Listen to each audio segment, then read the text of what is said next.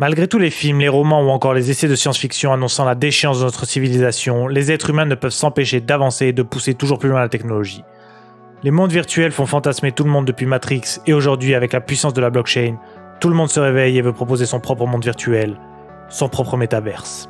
Tous les amateurs de Play to Earn et de NFT entendent métaverse par-ci, métaverse par-là, c'est clairement devenu un outil marketing et même parfois un red flag sur certains projets, tellement pour moi un métaverse doit être complexe pour pouvoir se revendiquer être un métaverse. Plusieurs gros projets commencent à sortir du lot, je vais vous en présenter plusieurs, mais avant j'aimerais vous donner ma propre vision des métaverses. Pour moi un métaverse c'est clairement un autre monde dans lequel via la VR ou nos écrans, notre nous virtuel, l'avatar, peut vivre sa propre vie. Ça existe depuis bien longtemps avec des jeux comme World of Warcraft ou encore Second Life, mais il se démocratise vraiment aujourd'hui avec la puissance des casques à réalité augmentée et de la crypto-monnaie utilisable pour gérer les économies de ces fameux mondes. Il est important pour qu'il soit intéressant pour les joueurs et qu'ils aient envie d'y retourner, de trouver un intérêt. Et quoi de mieux dans ce monde capitaliste que l'argent pour inciter les joueurs à venir visiter et revisiter et rester dans ce monde que l'argent. Les NFT et les tokens sont parfaits pour jouer ce rôle. Seulement voilà, vivre dans ce monde et y gagner de l'argent prend beaucoup de temps, il va donc falloir trouver le meilleur métaverse. À la fin, il n'en restera qu'un.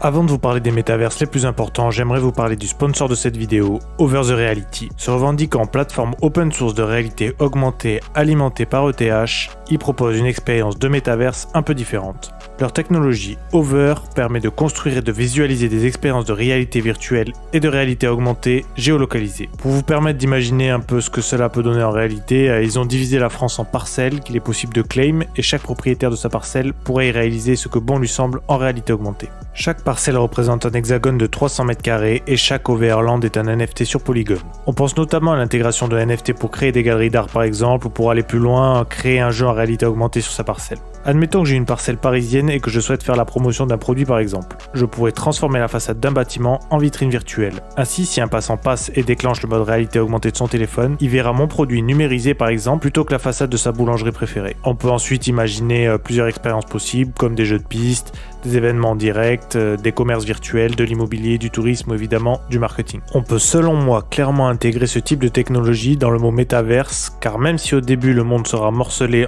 entre chaque parcelle, une fois que chaque propriétaire aura réalisé sa propre création et expérience, chaque parcelle reliée créera un vrai monde virtuel dans lequel il sera possible de naviguer. Et imaginez si la technologie parvient à transformer en avatar chaque passant dans la rue. Si j'ai décidé de présenter ce projet, c'est aussi car ils intègrent une partie Play to Earn permettant de gagner leurs tokens. Ils intègrent dans leur plateforme un système de chasse au trésor à la Pokémon Go avec des tokens et des collectibles à récupérer dans certains points clés de votre ville. Ils organisent aussi divers concours pour les créateurs de contenu dans leur jeu, mais leur projet le plus ambitieux reste le Map to Earn dans lequel chaque utilisateur va pouvoir scanner les bâtiments du monde réel dans le jeu pour participer à l'effort collectif de création du monde virtuel, tout en gagnant des récompenses. Bref, c'est un projet ambitieux, je vous mets les liens de leur réseau dans la description. Vous pouvez retrouver sur le site le lien vers la collection OpenSea, le système de stacking, les concours et le web builder pour les créateurs en herbe. Mais surtout, comme d'habitude, faites vos propres recherches.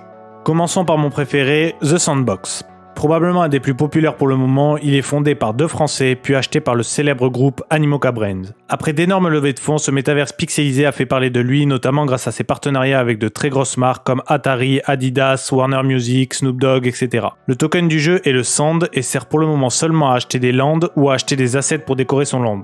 Bien qu'il organise parfois des événements récompensant les joueurs du jeu, il n'est pas encore possible de gagner de l'argent sur le jeu. Comme tout bon métaverse, il est divisé en parcelles de terrain, se vendant pour la modique somme de 3000 $ pour le moment. La force de The Sandbox est qu'ils ont prévu une économie récompensant les créateurs, les motivant ainsi à développer des assets visuels toujours plus poussés. Le jeu permettra à terme de créer de nombreuses expériences de jeu pour alimenter les différents lands des propriétaires. Ceci dit, les designs enfantins et pixelisés à la Minecraft peuvent rebuter certains utilisateurs s'attendant à des métaverses à la qualité graphique de Ready Player One. Pour avoir bien joué au jeu durant son alpha, la découverte des univers et le gameplay est assez plaisant, mais ce n'est pas non plus une expérience immersive exceptionnelle. Les joueurs ont hâte d'une sortie définitive pour découvrir les différents moyens de gagner le token, mais aussi de visiter les parcelles des grandes marques. Decentraland va nous plonger dans un tout autre délire, mais finalement assez similaire dans l'approche que The Sandbox. On a aussi affaire ici à des mondes divisés en parcelles où chaque propriétaire peut proposer son expérience de jeu. Plus poussé au niveau des fonctionnalités et des événements réalisables, les graphismes, bien que plus réalistes que The Sandbox, restent plutôt très éloignés du photoréaliste. Plusieurs événements et marques ont élu domicile dans le jeu, comme un festival de musique avec 80 artistes ou encore une zone de l'US Open dans lequel certains matchs étaient diffusés en direct. Le token du jeu est le mana. L'ajout d'API d'achat dans le jeu ajoute une toute autre dimension au projet en permettant l'achat de différents éléments directement depuis le jeu. Déjà jouable et après avoir avoir passé plusieurs heures dans ce métaverse, je ne reste pas encore convaincu.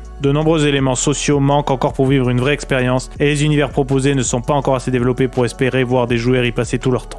Ça, c'était pour les métavers déjà jouables. Maintenant, dans le monde des Play to Earn, il pop des nouveaux métavers tous les 2 jours, donc c'est pas toujours évident de savoir lesquels vont vraiment percer, ou faire un total flop, ou ne verra tout simplement jamais le jour. Un très ambitieux qui donne envie d'en voir plus, c'est très certainement l'Otherside de Yuga Labs. Vous connaissez les Bored Apes, les singes NFT de la deuxième collection la plus chère sur OpenSea? Eh bien, ils ont décidé de sortir leur propre métaverse, et devinez quoi, ça a commencé par une classique vente de parcelles. Bien sûr, la hype étant si forte que les fees sur le réseau ont explosé au rythme des portefeuilles des investisseurs. Ils ont commencé à teaser leur métaverse avec une sublime cinématique, mais depuis, des petites vidéos de gameplay sont sorties. Si on n'a pas grand chose à se mettre sous la dent, on peut voir qu'au niveau design, c'est plutôt beau, sans pour autant être transcendant, et au niveau du gameplay, on peut pour l'instant juste se balader avec son personnage, donc rien de sans sas. Cette collection ne cesse de nous surprendre avec ses records, j'ai donc hâte de voir ce que sera le fruit de leur investissement dans un métaverse. Blocktopia, que j'ai découvert en écrivant cette vidéo, semble être financé en partie par Jack Paul, le célèbre influenceur, boxeur, investisseur. Donc ça vaut le coup d'y jeter un œil. Les créateurs proposent un monde très futuriste dans lequel, roulement de tambour, il est possible d'acheter une parcelle de terrain